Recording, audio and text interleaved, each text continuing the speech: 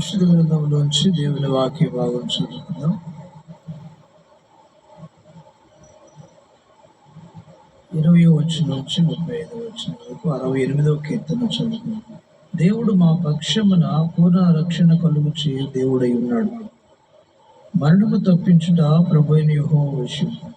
దేవుడు నిశ్చయముగా తన శత్రువు తలలను పగులగొట్టును. మానక దోషము చేయవారి వెంట్రుకలను నడినెత్తిన ఆయన పగలగొట్టును.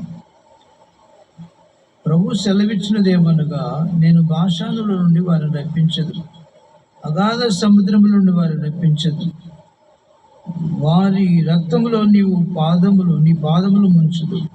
నీ శత్రువులు నీ కుక్కలకు నాలుకలకు భాగమవు.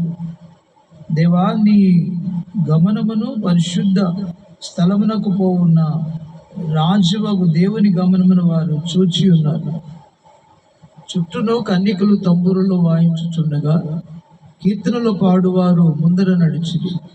తంతి వాయిద్యములు వాయించువారు వెనుక వచ్చేది. సమాజములలో దేవుని స్తుతించుడి. ఇశ్రాయేలులో నుండి ఉద్భవించిన వారులారా ప్రభువును స్తుతించుడి.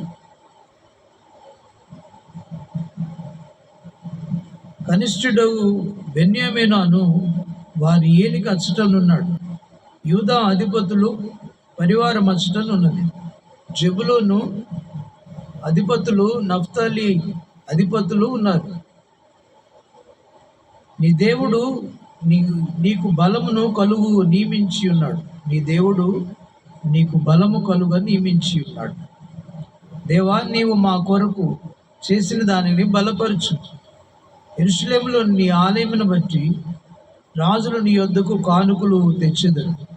రెల్లులోని మృగమును, ఆబోతుల గుంపును, దూడల వంటి జనములను లొంగి వెండి కడ్డీలను తెచ్చినట్లుగా వాటిని గద్దింపు. కలహప్రియులు ఆయన చెదరగొట్టి ఉన్నాడు. ఐగుప్తులో నుండి ప్రధానులు వచ్చేదరు. కూషీలు దేవుని తట్టు తమ చేతులు చాచుకొని పరిగెత్తి వచ్చేదరు. భూరాజ్యములు దేవుని గురించి పాడుడు. భూరాజ్యములారా దేవుని గురించి పాడుడు. ప్రభును కీర్తించుడి. అనాదిగానున్న ఆకాశ వాహనం ఎక్కువాన్ని కీర్తించుడి. ఆయన తన స్వరము వినబడ చేయును, అది బలమైన స్వరం. దేవునికి బలాతిశయము ఆరోపించుడి. మహోన్నతుడైన ఆయన ఇశ్రాయేలు మీద ఏలుచున్నాడు. అంతరిక్షమున ఆయన బలాతిశయమున్నది. తన పరిశుద్ధ స్థలములలో దేవుడు భీకరుడు. ఇశ్రాయేలు దేవుడు తన ప్రజలకు బలపరాక్రమం అనుగ్రహించుచున్నాడు. దేవుడు స్తుతినందునుగాక.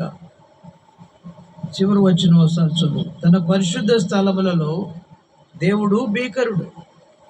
ఇశ్రాయేలు దేవుడు తన ప్రజలకు బలపరాక్రమం అనుగ్రహించుచున్నాడు.